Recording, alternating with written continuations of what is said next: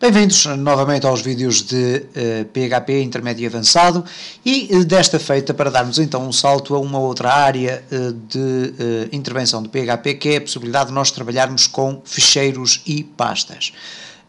Como já vimos durante todos estes vídeos, o PHP é uma linguagem que funciona do lado do servidor. Já vimos aqui várias formas de guardar informação através do PHP, vimos query strings, vimos também o cookies, depois vimos anteriormente também as sessões, mas desta feita vamos ver de que forma é que através do PHP nós podemos guardar informação em ficheiros gravados no servidor, ok?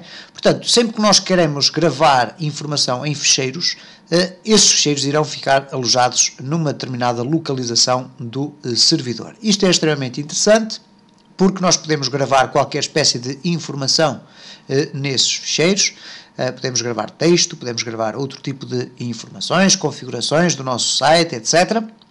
E, melhor do que isso, o próprio PHP contém então um conjunto de funções muito interessantes que nos permitem ter acesso direto não só à leitura e à escrita dos próprios ficheiros, mas também a vários tipos de outras informações, nomeadamente quem é que fez o ficheiro, a quem é que ele pertence, etc, etc. E é nestes vídeos, ou nos próximos vídeos, que nós vamos falar então sobre esses sistemas de criação, leitura, escrita e eliminação de ficheiros através do PHP.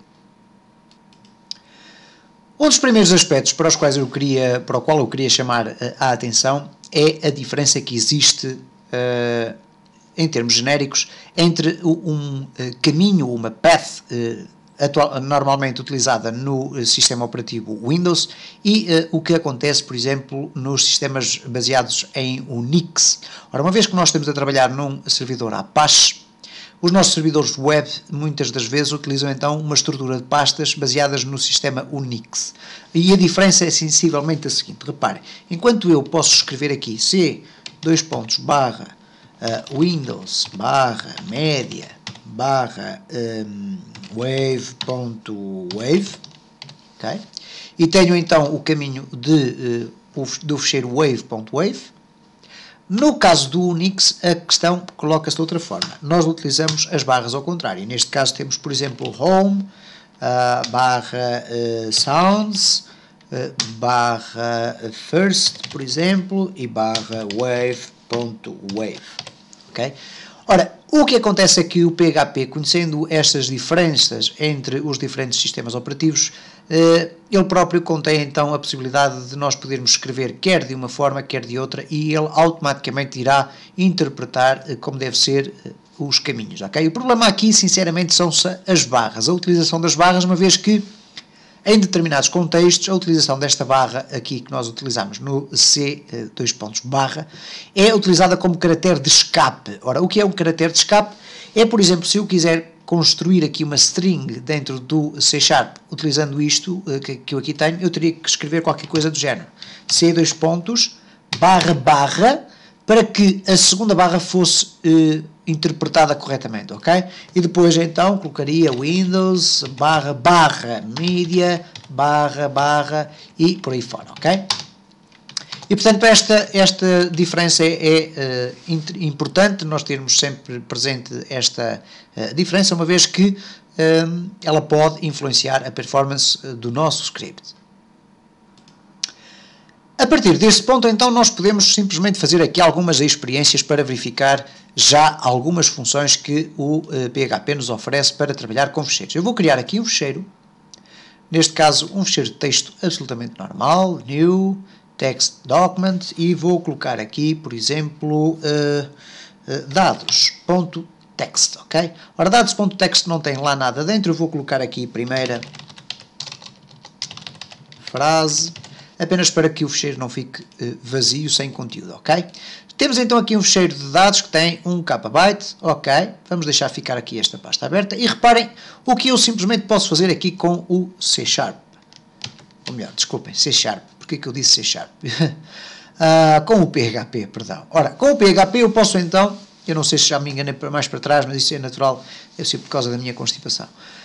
Com o PHP nós podemos então obter informações sobre os nossos ficheiros. Ora, por exemplo, eu posso utilizar uma instrução que me permite determinar se um determinado ficheiro existe ou não numa determinada localização. E para isso eu posso fazer simplesmente o seguinte: if, e agora reparem, file, okay, exists, e depois dentro dos parênteses eu vou colocar o nome do ficheiro. Ora, neste caso, eu vou colocar entre aspas, neste caso, dados.txt.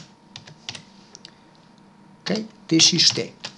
E depois vou fechar outra vez.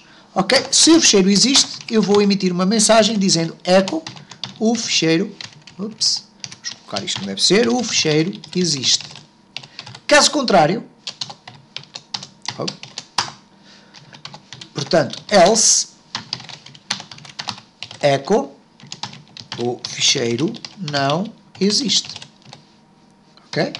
Vamos aqui eliminar este espaço. E, portanto, reparem, quando eu refrescar, o ficheiro existe. Se eu aqui alterar o nome de dados para dados X, ok? E voltar a refrescar, reparem, o ficheiro não existe. Tão simples quanto isto. Vamos reparar aqui o que é que acontece se eu criar aqui uma nova pasta com o ficheiros. A pasta chama-se ficheiros e vou arrastar o ficheiros, ok? Vou-lhe tirar o X, ok? Vou arrastar ficheiros para dentro de, ou melhor, dados para dentro de ficheiros. Agora sim. Ora, temos aqui então o ficheiro dados.txt dentro da pasta ficheiros. Ora, como é que eu vou ver então agora se o ficheiro existe? Neste caso, eu vou utilizar aqui ficheiros barra, ok? Barra dados.txt, ok? E então vamos verificar, então, cá está, o ficheiro existe. Portanto, reparem como eu utilizei aqui a barra. Vamos testar a barra desta forma. Vamos refrescar e cá está, o ficheiro existe. Vamos utilizar apenas com uma barra. E o ficheiro existe. Portanto, há aqui condições para nós podermos tratar, então, esta função de diferentes formas. Vamos testar assim também. Cá está, o ficheiro existe. Vamos alterar o nome do ficheiro. Ok. Vamos alterar aqui para dados X, novamente. Vamos aqui refrescar. E cá está, o ficheiro não existe. E, portanto, vejam a versatilidade com que esta função pode assumir um argumento e as suas barras colocadas de diferentes formas, no sentido de verificar se ficheiro existe. Neste caso, como nós estamos a trabalhar aqui numa determinada raiz, o que acontece é que para definir uma pasta, eu tenho simplesmente que colocar o nome da pasta seguido da barra, ok? Eu não preciso colocar aqui nenhuma barra antes da pasta, nem nada do género. Basta colocar aqui ficheiros barra dados, ele automaticamente vai buscar, a partir do sítio onde está o script de PHP, vai buscar então a pasta e depois o ficheiro que lá está dentro. É evidente que eu posso ter aqui dados, barra, 2012, barra, qualquer coisa. Desde que seja a estrutura das pastas que ali existem dentro, automaticamente ele vai verificar se o ficheiro existe ou não. E antes de finalizarmos este vídeo, vamos aqui demonstrar, por exemplo, o seguinte. Por exemplo, vamos imaginar que nós queremos saber qual é o tamanho do ficheiro dados.txt, ok? Então, se nós vimos primeiro, se text existe, o que é que vai acontecer? O ficheiro existe, vírgula, e tem, e agora reparem o que é que acontece neste caso, file, ok, eu pus ali uma carrada de caracteres, minha Nossa Senhora, file size, ok, é tão simples quanto isto, file size, e agora vou colocar aqui qual é o ficheiro, ok, e eu vou simplesmente selecionar aqui tudo isto, vou colocar aqui deste lado, e file size, e tem este valor. Ora, vamos então verificar o que é que acontece neste caso, o ficheiro não existe, uma vez que ele tem um nome diferente. Ups, não são as fotografias do Elvis, é assim, ficheiro de dados. Ok, vamos então aqui refrescar. O ficheiro existe e tem 15. Ora, 15 quê? É sempre bytes, ok? Portanto, sempre que nós vamos buscar o tamanho de um ficheiro, nós estamos a falar em bytes e não em kbytes, ok? Isto pode ter interesse, por exemplo, se nós quisermos construir uma aplicação de PHP que nos indique qual é o tamanho de determinados ficheiros dentro de uma pasta, por exemplo. É algo que é perfeitamente plausível. Há um aspecto interessante que é o seguinte.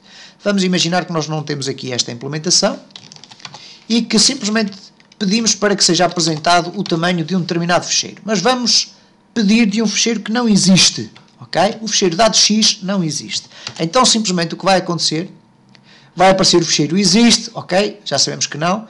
Vamos fazer assim, o ficheiro tem, e depois vai aparecer aqui qualquer coisa de estranho. Reparem, warning, file size, state failed for ficheiros.txt, online 3. O ficheiro tem e ele não tem nada, ok?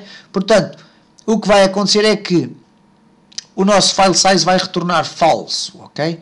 E falso resulta num erro e, portanto, ao não encontrar dados, ele vai apresentar este erro. Reparem que o ficheiro tem 15 a partir do momento em que eu coloquei dados.txt.